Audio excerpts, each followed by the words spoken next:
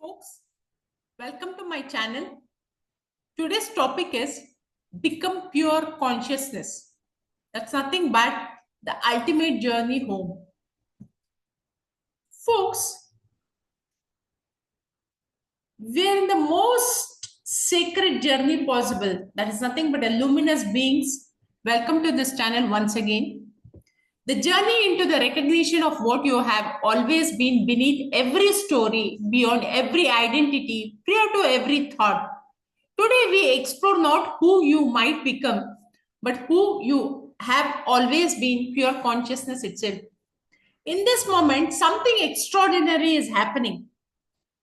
Consciousness is recognizing itself through your awareness.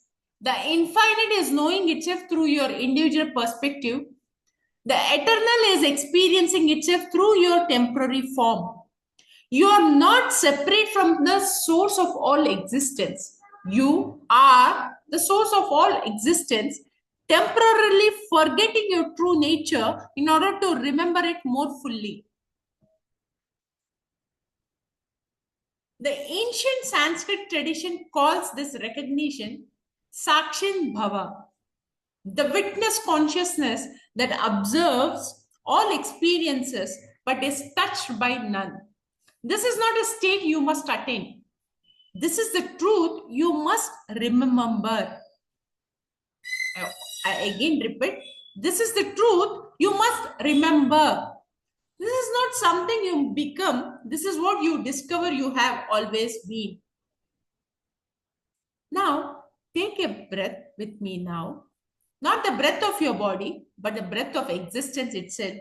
Breathing through you, feel that vast spaciousness that is aware of your thoughts, aware of your emotions, aware of your sensations, but is itself beyond all of this.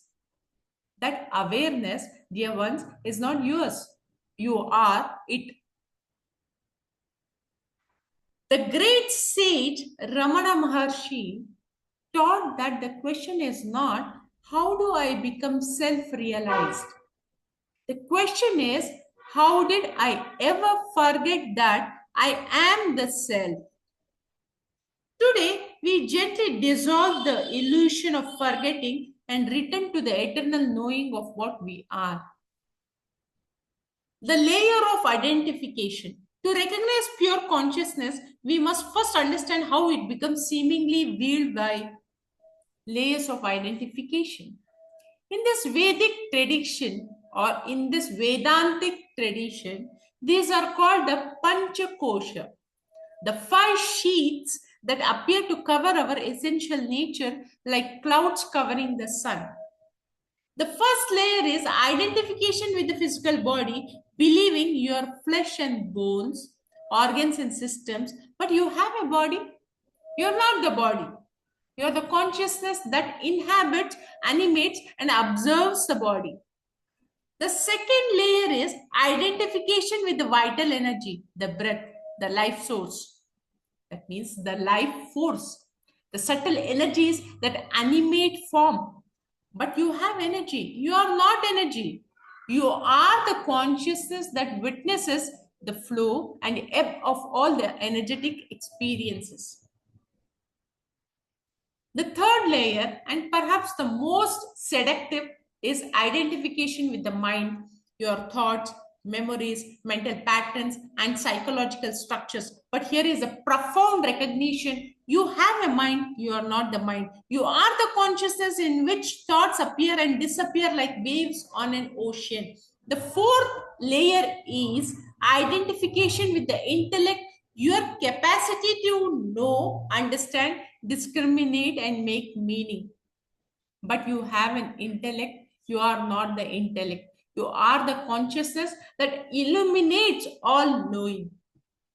The fifth and subtlest layer is identification with the bliss of existence itself, the joy of being, the love of life, the ecstasy of awareness. Even this must be transcended for you have experiences of bliss. You are not the experiences, you are the consciousness in which all experiences arise.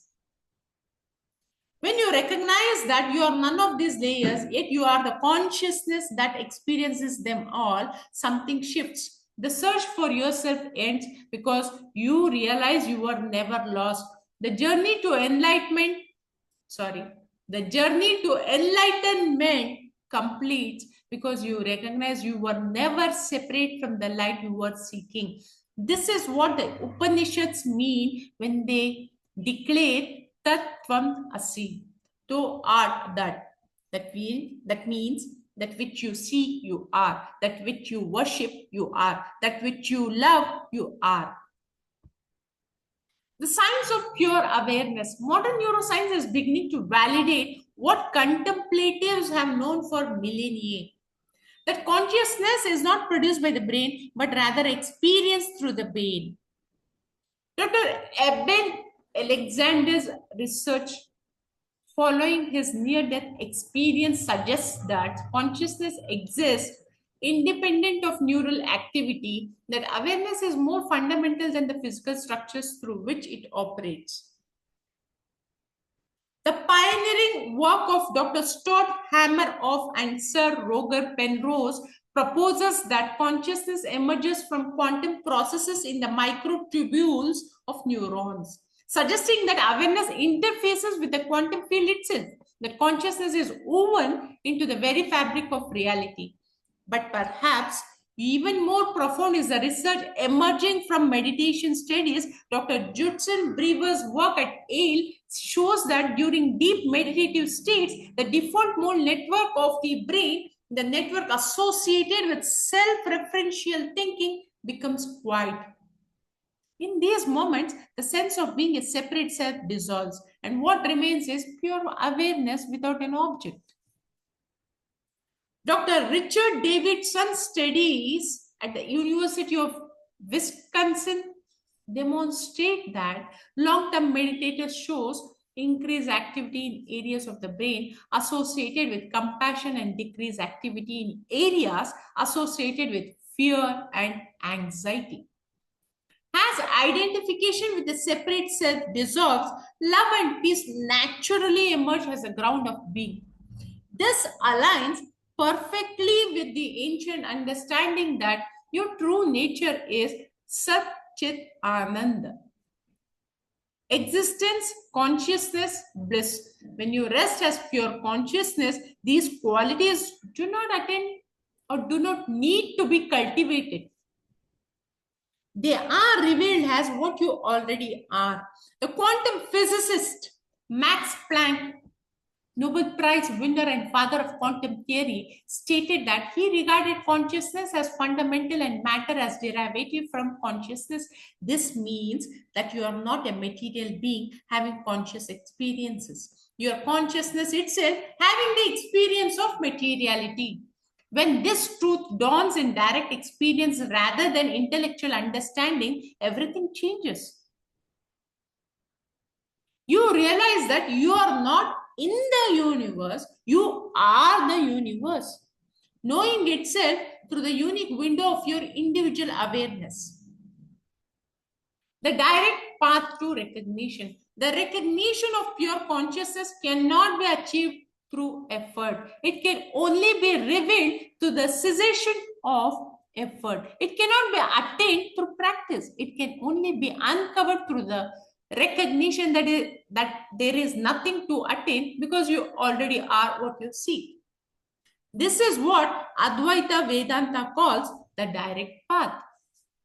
Not the path of gradual purification, but the immediate recognition of what is already present. Not the journey of becoming, but the sudden seeing of what has never not been. Right now, in this moment, notice that there is awareness present. Notice that you are aware of these words, aware of any sounds around you, aware of sensations in your body, aware of thoughts flowing through your mind. This awareness, can you find its boundaries? Can you locate its center? Can you determine where it begins or ends? This boundless awareness that is reading these words, hearing these sounds, feeling these sensations, this is not your awareness. This is you. You are not a person who has consciousness. You are consciousness. Temporarily identifying with the experience of personhood. The greatest secret that mystics throughout the ages have pointed out to this is the seeker and the sought are one. The one who is looking for God is God looking for itself. The one who is seeking enlightenment is enlightenment, seeking to recognize itself. You cannot find pure consciousness because you cannot step outside of it to observe it. You are it.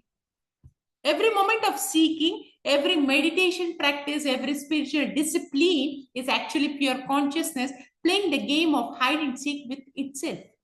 But the game can end in any moment through simple recognition, not through years of practice, not through perfect purification, not through grace of an external deity, but through the simple seeing that what you're looking for is what is looking. This is why the sage Nisargadatta Maharaj could say that the guru's only function is to tell you who you are. Your pure consciousness, temporarily identifying with form, forever free, eternally present, already complete. The paradox of individual and universal. One of the most beautiful paradoxes in the recognition of pure consciousness is that as you realize your individual self is illusionary, your true individuality emerges more brilliantly than ever. As you dissolve into the universal, your unique expression becomes more authentic and powerful. This is because pure consciousness is not a blank void or empty nothingness. Pure consciousness is fullness itself, infinite creativity, boundless love, eternal intelligence, expressing itself through countless individualized forms while remaining eternally one. You're like a wave recognizing that it's the ocean. The wave does not depend or it disappear when it realizes its oceanic nature. It simply stops believing it is separate from the water. You don't lose your humanity when you recognize your divinity. You simply stop believing you are limited by it. This recognition itself transforms everything without changing anything.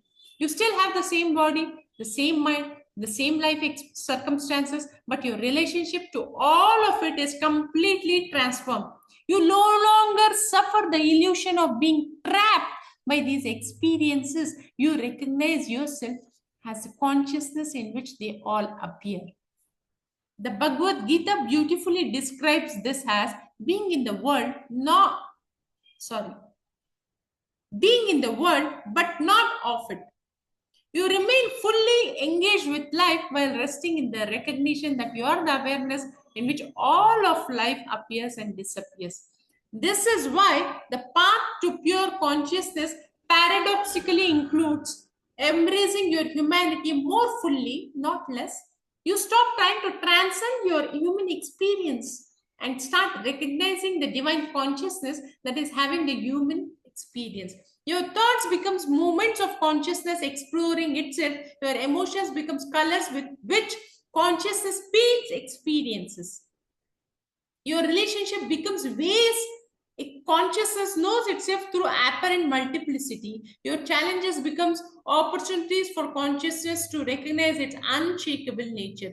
When you rest in pure consciousness, compassion arises naturally because you recognize the same consciousness in every being. Love flows effortlessly because you see that there is only one consciousness appearing as many. Peace becomes your natural state because you realize there is nothing to defend and nothing to attain. Living as pure consciousness, the ultimate question is not how to become pure consciousness, but how to live from the recognition that you already are pure consciousness. How do you integrate this recognition into the apparent complexity of daily life? First, understand that this recognition does not require you to withdraw from life.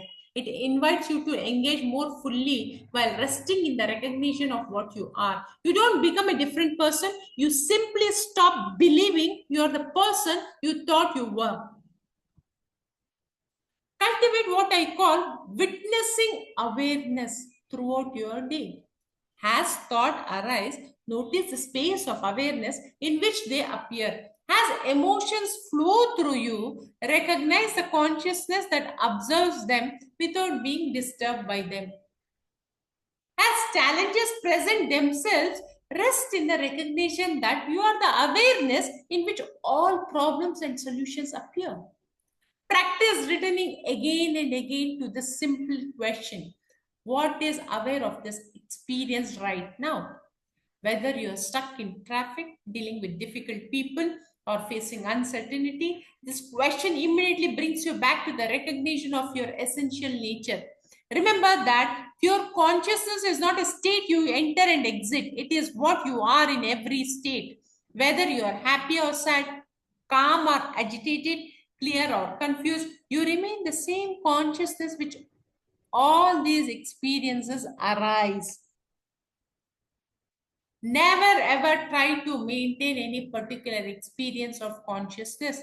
Never ever chase spiritual states or never ever try to avoid ordinary ones. Simply rest in the recognition that whatever is happening, you are the awareness in which it's happening. This recognition naturally transforms your relationship to everything. You stop taking thoughts so personally because you recognize you are not the thinker. You are the awareness in which thinking appears. You stop being controlled by emotion because you realize you are not the feeler. You are the consciousness in which feeling arises. You begin to live from what the Zen tradition calls ordinary mind, completely natural, effortlessly present, requiring no special conditions or circumstances to be what you are. The most important aspect to know and understand is the eternal recognition. As we complete this sacred exploration together, rest in the recognition that we have been speaking about is not something to be attained in the future. It is what is present right now, what has always been present, what could never not be present. You are not becoming pure consciousness, you are recognizing that you have never been anything else. Every experience of your life, from the most mundane to the most transcendent, have been or has been pure consciousness knowing itself through the beautiful disguise of your individual form. The seeking can end now, not because you have found what you are looking for, but because you have recognized that you are what you were looking for. The journey can complete now, not because you have arrived somewhere else, but because you have realized you are never separate from your destination. You are the consciousness that is hearing these words. You are the awareness that is present before those thoughts arise and after they disappear. You are the space in which all experience happens. You are the eternal witness, the unchanging presence, the source and substance of everything that appears. This is not a teaching you need to remember. This is what you are. This is what your recognition is. This is who you are. This is not a philosophy you need to believe. This is not something, a spiritual teaching that you need to understand. What I mean to say is, this is your direct experience in every moment.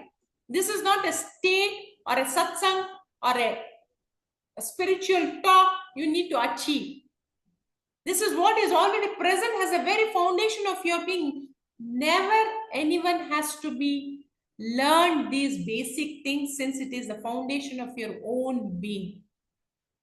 Rest now in this recognition. Let the search dissolve into the finding. Let the seeker disappear into the sought. Let the wave recognize the ocean. Let the space recognize the vastness. Let consciousness recognize itself as itself. You are home. You have always been in home. You are home. You are that. I am that. All this is that. In a very simple way, believe that I am that I am. Thank you so much for watching this video. See you in the next video.